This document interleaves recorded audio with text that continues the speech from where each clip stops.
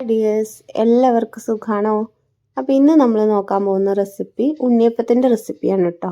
തൊലി കറുത്തു പോയ നേന്ത്രപ്പഴം കൊണ്ട് നമുക്ക് വളരെ സോഫ്റ്റ് ആയിട്ടുള്ള ഉണ്ണിയപ്പം ഉണ്ടാക്കിയെടുക്കാൻ പറ്റും. കുട്ടികൾക്കൊക്കെ ഇഷ്ടപ്പെടുന്ന ഒരു വെറൈറ്റി ഉണ്ണിയപ്പം റെസിപ്പിയാണ് കേട്ടോ. പിന്നെ ഇത് ഉണ്ടാക്കാനായിട്ട് വെറും 10 മിനിറ്റ് മാത്രം മതിയാവും. അപ്പോൾ ഉണ്ണിയപ്പം ഉണ്ടാക്കിയെടുക്കാനായിട്ട് ഞാനിതവിടെ 3 നേന്ത്രപ്പഴം എടുത്തിട്ടുണ്ട്. തൊലി കറുത്ത നേന്ത്രപ്പഴം, എത്രയും പഴുക്കുന്നോ അത്രയും നല്ലത്. പിന്നെ നമുക്ക് ഈ നേന്ത്രപ്പഴമൊക്കെ നുറുക്കിയെടുക്കുന്നതിന് മുമ്പായിട്ട് നമുക്ക് ശർക്കരപ്പാനി തയ്യാറാക്കി വെക്കാം. അപ്പോഴത്തേക്ക് അത് ചൂടാറി കിട്ടുമല്ലോ. അപ്പം ഞാനിതവിടെ ശർക്കരപ്പാനി തയ്യാറാക്കാനായിട്ട് ശർക്കര ഇതാ വെള്ളത്തിലോട്ട് ഇട്ട് കൊടുത്തിട്ടുണ്ട്. അപ്പോൾ ശർക്കരയുടെ അളവ് പറയുകയെന്നുണ്ടെങ്കിൽ ഏകദേശം ഒരു 250 ഗ്രാം ശർക്കരയോളം ഞാൻ ഉരുക്കാൻ വെച്ചിട്ടുണ്ട്. എന്നിട്ട് ഇത് മുഴുവനും ഒഴിച്ചിട്ടില്ല കേട്ടോ, കുറച്ചേ ഒഴിച്ചിട്ടുള്ളൂ. മധുരമൊക്കെ നോക്കിയതിന് ശേഷം ആവശ്യത്തിന് മാത്രം ഒഴിച്ചിട്ടുണ്ട്. അപ്പം നേന്ത്രപ്പഴമൊക്കെ ഇവിടെ ഞാൻ നുറുക്കിയെടുത്തിട്ടുണ്ട്. ഇനി നമുക്ക് ഒരു ചീനച്ചട്ടി വെച്ച് കൊടുക്കാം. അതിലോട്ട് 1 മുതൽ 1.5 ടീസ്പൂണോളം നെയ്യ് ചേർത്ത് കൊടുത്തിട്ടുണ്ട്. അപ്പോൾ നെയ്യൊക്കെ ഒന്ന് ചൂടായി വന്നപ്പോൾ ഞാനിത് നമ്മൾ നുറുക്കി വെച്ചിരിക്കുന്ന നേന്ത്രപ്പഴം അതിലോട്ട് ഇട്ട് കൊടുത്തിട്ട് നന്നായിട്ടൊന്ന് വഴറ്റിയെടുക്കുന്നുണ്ട്. ഈ നേന്ത്രപ്പഴമൊക്കെ നമുക്ക് നെയ്യിൽ കിടന്നിങ്ങനെ വരണ്ട് വരുമ്പോൾ ഒരു പ്രത്യേക മണം തന്നെ എടുക്കൂലേ. പിന്നെ ഈ ഉണ്ണിയപ്പം ഉണ്ടാക്കാനായിട്ട് നമുക്ക് മാവ് കുഴച്ച് വെക്കുകയോ ഇങ്ങനെ റെസ്റ്റ് ചെയ്യാൻ വെക്കുക അതിൻ്റെ ഒന്നും ആവശ്യമില്ല. ഇത് മാവ് റെഡിയാക്കുക, നമുക്ക് അപ്പം തന്നെ ഉണ്ടാക്കി കൊടുക്കാം.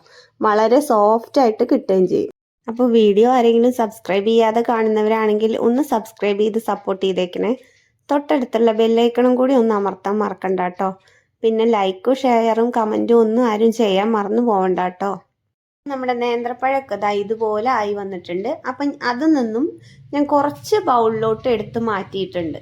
എന്നിട്ട് നമ്മൾ ചീനച്ചട്ടിയിൽ കുറച്ചും കൂടെ വെച്ചിട്ടുണ്ട്. ഇനി നമുക്ക് മാവ് തയ്യാറാക്കാം. അപ്പം മാവ് തയ്യാറാക്കുന്നതിനായിട്ട് ഞാനൊരു മിക്സിയുടെ ജാറിലോട്ടാണ് ഇട്ട് കൊടുക്കുന്നത്. 1 കപ്പ് മൈദപ്പൊടി ഇട്ട് കൊടുത്തിട്ടുണ്ട്. 2 കപ്പ് അരിപ്പൊടിയാണ് ഇട്ട് കൊടുത്തിട്ടുള്ളത്.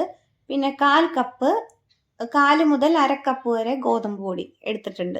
അപ്പം അരിപ്പൊടിയായിട്ട് നമ്മൾ എടുത്തിട്ടുള്ളത് പത്തിരിപ്പൊടിയാണ്. നൂൽപുട്ട് പത്തിരിയൊക്കെ ഉണ്ടാക്കുന്ന കടയിൽ നിന്നും വാങ്ങുന്ന പാക്കറ്റിലെ ആ പാക്കറ്റിലെ പൊടിയാണ് ഞാൻ എടുത്തിട്ടുള്ളത്. ഗോതമ്പ് പൊടി 1/4 മുതൽ 1/2 കപ്പ് വരെ നമുക്ക് ചേർത്ത് കൊടുക്കാം. ഇനി നമുക്ക് അതിലോട്ട് നമ്മൾ ചീനച്ചട്ടിയിൽ മാറ്റി വെച്ചിരിക്കുന്ന നേന്ത്രപ്പഴം നമ്മൾ വാട്ടിയെടുത്തിട്ടില്ലേ നെയ്യിൽ, അതും കൂടെ ഇട്ട് കൊടുത്തിട്ട് നന്നായിട്ടൊന്ന് അടിച്ചെടുക്കണം. അപ്പോൾ പഴം കൂടെ ഞാൻ മിക്സിയുടെ ജാറിലോട്ട് ഇട്ട് കൊടുത്തിട്ടുണ്ട്. അപ്പോൾ ഇത് മൊത്തമായിട്ട് നമ്മുടെ മിക്സിയുടെ ജാറിലോട്ട് ഇട്ടപ്പോൾ അടിക്കാൻ പറ്റിയിട്ടുണ്ടായിരുന്നില്ല കേട്ടോ. എന്നിട്ട് 2 ഭാഗങ്ങളായിട്ടാണ് ഞാൻ അടിച്ചെടുത്തിട്ടുള്ളത്. അപ്പോൾ ഈ പൊടികളൊക്കെ നമ്മൾ മിക്സിയുടെ ജാറിലോട്ട് ഒന്നിച്ചിട്ട് കൊടുത്തപ്പോൾ അതങ്ങ് കട്ട കുത്തിയിട്ടുണ്ടായിരുന്നു. അപ്പോൾ എന്നിട്ട് 2 ഭാഗങ്ങളായിട്ട് എടുത്തിട്ടാണ് ഞാൻ മിക്സിയുടെ ജാറിൽ അടിച്ചെടുത്തിട്ടുള്ളത്. ഇനി നമുക്ക് കുറച്ച് വെള്ളം ഒഴിച്ചു കൊടുക്കാം, കുറച്ച് ശർക്കര പാനിയും കൂടെ അതിലോട്ട് ഒഴിച്ചു കൊടുക്കാം. അപ്പോൾ നിങ്ങളും ചെയ്യുമ്പോൾ 2 ഭാഗങ്ങളായിട്ട് മാവും പഴവും ഒക്കെ അടിച്ചെടുക്കാൻ ശ്രദ്ധിക്കണം കേട്ടോ. അങ്ങനെ നമ്മൾ 2 ട്രിപ്പായിട്ട് മാവ് മൊത്തത്തിൽ പഴവും ശർക്കരപ്പാനിയും ഒക്കെ ചേർത്തതിന് ശേഷം അടിച്ചെടുത്തുകൊണ്ട് വന്നിട്ടുണ്ട്. ഇനി നമ്മൾ ബൗളിൽ മാറ്റി വെച്ചിട്ടുള്ള പഴം കൂടെ ഇതിലോട്ട് ചേർത്ത് കൊടുത്തിട്ടുണ്ട്. ഇനി നമുക്ക് അതിലോട്ട് 2-3 സാധനങ്ങളും കൂടെ ചേർത്ത് കൊടുക്കണം.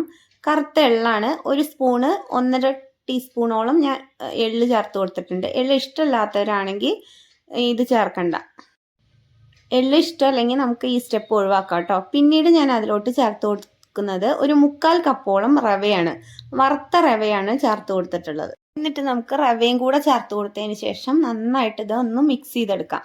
അപ്പോൾ റവ ചേർത്ത് കൊടുക്കുമ്പോൾ നിങ്ങൾ മിക്സിയിലിട്ട് അടിക്കരുത് ഒരിക്കലും. റവ മാവിലോട്ട് തന്നെ ചേർത്ത് കൊടുക്കാൻ ശ്രദ്ധിക്കണം. അപ്പോൾ ഇങ്ങനെ മിക്സ് ചെയ്തെടുക്കുമ്പോൾ നമ്മൾ എന്നിട്ട് മധുരമൊക്കെ നോക്കിയതിന് ശേഷം ഇനി വേണമെങ്കിൽ നമുക്ക് റവയൊക്കെ ചേർത്ത് കൊടുക്കുമ്പോൾ ഈ മാവൊക്കെ ഒന്ന് കട്ടിയായി വരാൻ തുടങ്ങും. അപ്പോൾ നമുക്ക് ശർക്കരപ്പാനി വേണമെങ്കിൽ ചേർത്ത് കൊടുക്കാം, മധുരം കുറവുണ്ടെങ്കിൽ. ഇല്ലെങ്കിൽ നമുക്ക് വെള്ളം ഒഴിച്ചു കൊടുത്താലും മതിയാവും.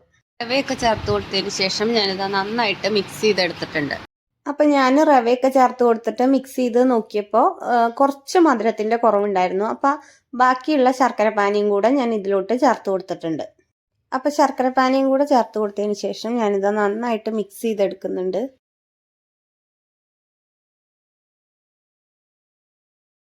അപ്പോൾ ശർക്കരപ്പാനിയൊക്കെ ചേർത്ത് കൊടുത്തപ്പോഴും നമുക്ക് മാവ് ലൂസായി കിട്ടിയിട്ടുണ്ടായിരുന്നില്ല. എന്നിട്ട് ഞാൻ കുറച്ചും കൂടെ വെള്ളം ഒഴിച്ച് കൊടുത്തിട്ടുണ്ട്.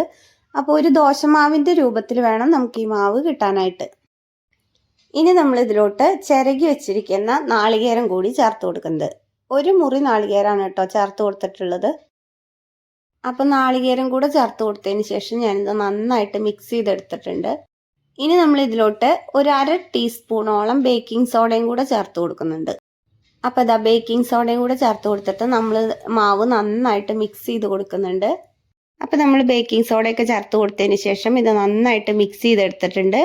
ഇതിനി നമുക്ക് റെസ്റ്റ് ചെയ്യാൻ വെക്കേണ്ട ഒന്നും ആവശ്യമില്ല. അങ്ങനെ തന്നെ അപ്പം തന്നെ നമുക്ക് ചുട്ടെടുക്കാം കേട്ടോ. അപ്പോൾ ഇതാ ഒരു ചട്ടി വെച്ച് കൊടുത്തിട്ടുണ്ട്, ഉണ്ണിയപ്പ ചട്ടി വെച്ച് കൊടുത്തിട്ടുണ്ട്. എന്നിട്ട് അതിലോട്ട് വെളിച്ചെണ്ണയാണ് ഒഴിച്ചു കൊടുക്കുന്നത്. അപ്പോൾ എണ്ണയൊക്കെ ചൂടായി വന്നപ്പോൾ ഞാനിതാ മാവ് കോരി ഒഴിച്ചു കൊടുക്കുന്നുണ്ട്. അപ്പോൾ എണ്ണയൊക്കെ നന്നായി ചൂടായപ്പോൾ ഞാനിതാ ലോ ഫ്ലെയിമിലോട്ട് മാറ്റി കൊടുത്തിട്ടുണ്ട്. എന്നിട്ട് വേണം നമ്മൾ മാവ് ഒഴിച്ചു കൊടുക്കാൻ. എന്നിട്ട് നമ്മൾ കുറച്ചൊന്ന് ചൂട് മാറി കിട്ടുമ്പോൾ നമ്മൾ മീഡിയം ഫ്ലെയിമിലോട്ട് ഇട്ട് കൊടുത്ത് ഉണ്ണിയപ്പം മൊരിയിച്ചെടുക്കാം.